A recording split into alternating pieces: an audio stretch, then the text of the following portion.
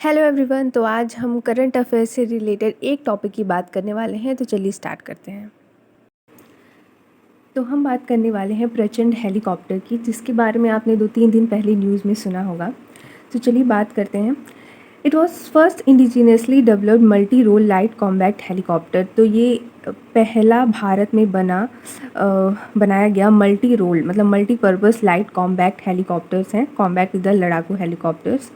कुछ इसके important facts की बात कर लेते हैं। तो it was formally included into the 143 helicopter unit NIAF fleet in Jodhpur base Rajasthan.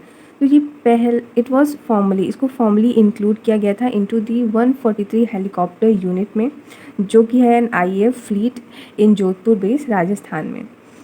Earlier, the Cabinet Committee on Security approved the procurement of the 15 LCH Limited Series production at the cost of rupees 3887 crore.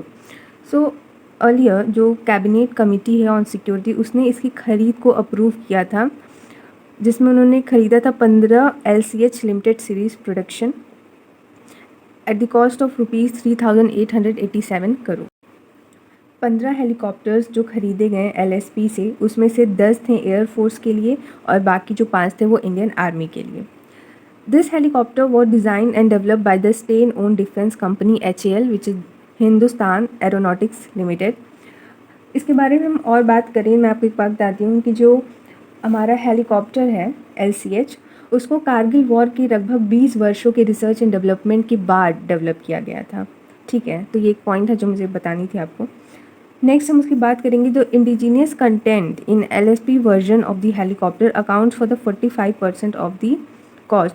तो जो indigenous content है LSP version of the helicopter, वो cost का 45% है। ठीक है, और आने वाले समय में ऐसे कहा जा रहा है कि वो 55 से भी ज़्यादा बढ़ेगा।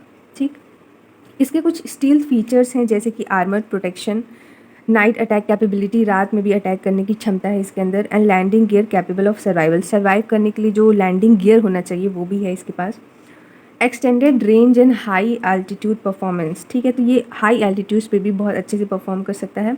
As well as the round the clock, मतलब कि day and night every time. All weather combat capability, हर वेदर में इसके पास लड़ने की क्षमता है। Capable of neutralizing adversary air defence, तो जो ओपोनेंट जो एयर डिफेंस है उसको न्यूट्रलाइज करने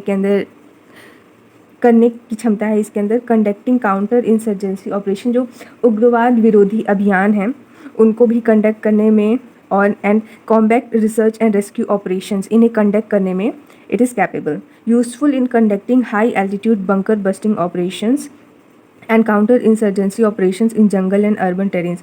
तो जंगल और शहरी इलाकों में high altitude bunker busting operations को कंडक्ट करने में एंड काउंटर इंसर्जेंसी ऑपरेशंस को कंडक्ट करने में ये यूज़फुल है।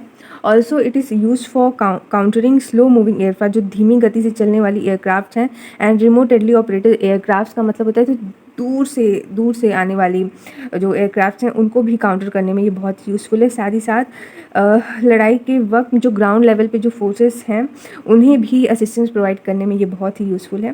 प्रेजेंटली ऐसा कहा जा रहा है कि इंडियन आर्म फोर्सेस को 160 LCH की आवश्यकता है, जिसमें 65 जो है वो इंडियन एयरफोर्स के लिए है, 95 इंडियन आर्मी के लिए है।